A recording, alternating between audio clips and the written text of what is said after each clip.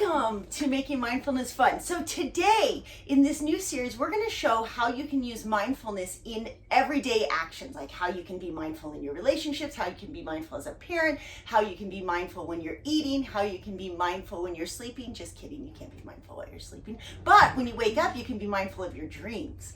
So mindfulness can be something that we just practice as we're moving through the day. And so we're going to start this off with the thing that we love to do the most during our day is eat. At least we do.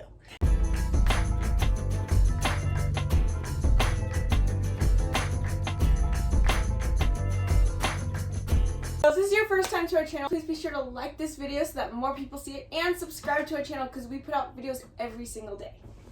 So what exactly is mindful eating? The point is with all this whole series we're doing is that you can do all these practices for mindfulness and learn about the anagram and all these layers, but the most important thing about mindfulness is that it's simply a state of mind, and when we incorporate it into our day, we can make our whole life our mindfulness practice, and that is the secret to living fulfilled. So one way we can practice mindfulness is through mindful eating. You've probably heard of mindful eating nowadays, but it's really such a simple concept that is so powerful once you change your mindset with it.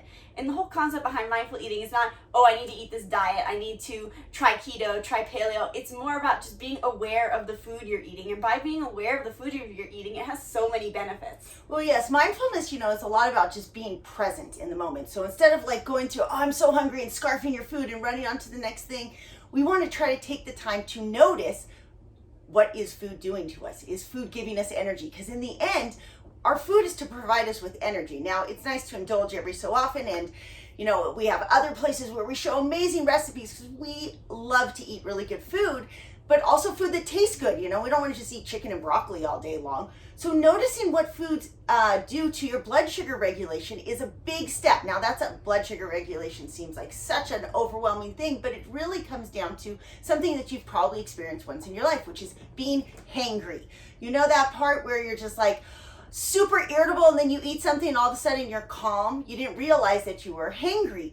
And being able to notice that as you move through your day really helps in so many other elements of your life. So if you catch yourself snapping at people, it's a good time to step back and go, oh wow, I should have noticed. I need to notice these triggers that say like, hey, send me some good food. And when you go to send yourself good food, try to regulate your blood sugar by sending things that have some protein, some fiber, and healthy fats. That really makes a big difference. In fact, these kids will tell you that a long time ago when we used to go out to eat, we rarely do anymore, we would go and order dessert first because the sugar kind of spikes your blood sugar, spikes it up and in the dessert. And so we would start with that, and then we'd have the protein meal or the protein with in our meal, and they would help stabilize their blood sugar. So it's okay, like say you like to have a snack of cantaloupe or watermelon or grapes.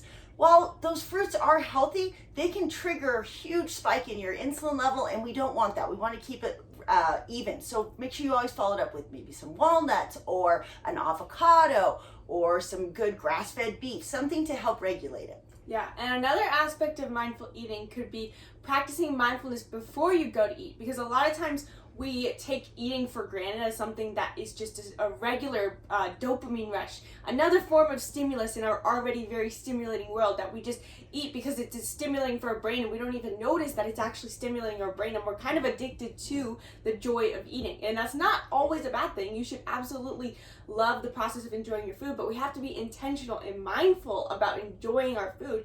In fact, another aspect of that is that when we go to sit down to eat, we have to be intentional about the process of calming ourselves down and enjoying our food, not only for the sake of regulating our brain's addiction to dopamine, but also because it allows our nervous system to relax to actually better digest our food, which will in turn make us feel better. Yeah, and I think that's really cool as well about mindful eating.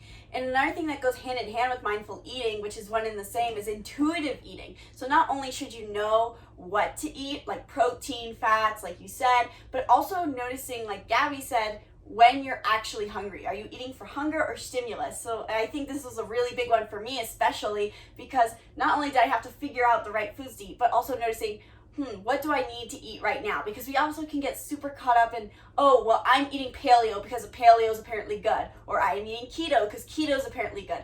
It's not so much about the diet or how you eat or what the meal plan is. It's about being intuitive and listening to your body of what you need in that moment, because chances are that you're gonna have one day where eating yogurt and walnuts for breakfast will do good for you, and then another day you need a full course meal, or maybe one day you won't even need food and you can go warrior style. So paying attention to your body and noticing, taking check-ins like, how am I feeling right now? Am I truly hungry? And what do I think will serve me right now? And this also takes you noticing and keeping like a mental tab, or literally writing down what foods have served you in the past. So maybe you're like, notice one day that you did good when you had eggs for breakfast. Write that down so you remember, because I know a huge struggle for most of us is that we forget what makes us feel good. Yeah, try to really reinforce that idea of intuitive eating being away from diet plans. While we don't want to eat any processed food or junk food, try not to get caught up in the thought process that like beef is bad or dairy is bad or those things are bad. There's so much in the spectrum of foods that really, if you love science or you love data, I'm telling you, like more and more data is coming up to show that everyone's different. And not only is everyone different, you're different day to day, depending on your lifestyle, depending on your stress levels, depending on all these other external factors. It just depends, depending on your hormone fluctuations. So it's really important to key into how you feel eating that food day in and day out, and try not to stick to one specific diet plan per se. Yeah. And so one activity that you guys can do today to get introduced into mindful eating without feeling overwhelmed, because chances are you might be listening to this and be like, oh my God, I now need to pay attention to every single thing I eat and I completely forgot, I'm just so terrible. No, you're not terrible. But something you can do today, 2 ways you can practice mindful eating. 1, write down so far what you have eaten today, or keep track for the rest of the day, and then afterwards journal how you felt. And as well, if you want to just practice like learning to be mindful of your food, something I always recommend for people for all ages is doing a hot chocolate or tea meditation. So make yourself a hot chocolate, make yourself a cup of tea, set a timer for 10 minutes, and just for the whole meditation, focus on the flavors and the smells of your tea or hot chocolate, because this is the simplest way to become mindful of what you're eating. I do have a guided meditation for kids in this as well on our YouTube channel here. I don't know how to wrap it up. All right, so I hope that helped you add mindfulness to your eating. You know what the cool thing is, why we started with this? If you're mindful about your eating, it will put all others' health aspects into alignment for you, because everything starts with the gut. Okay, so if you're mindfully eating, there's a good chance you can heal your gut, which means you have a lot of energy, which you can go chase your dreams and you can live like really hyper like we seem. Right? All right, I hope you enjoyed this. Make sure you leave us a comment. Please subscribe if you haven't subscribed already. Tell your friends about us. I think we have a lot to offer, and so it takes some time to build up this channel. You know, it took us years to build up our Nomads channel, and we'd love to build this one up maybe a little bit faster. All right, thanks guys.